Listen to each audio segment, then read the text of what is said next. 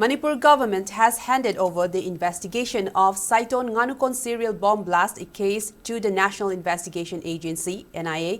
Notably, 2 internally displaced persons, including a woman, were injured in the incident that occurred yesterday morning.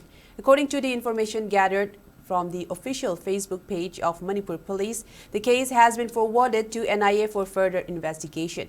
It maintained that senior police officers, including IGP and SP Bishnupur district, visited the blast sites to take stock of this situation. It added that combing and search operations are being carried out in the adjoining areas and security has been strengthened to prevent further escalation of violence.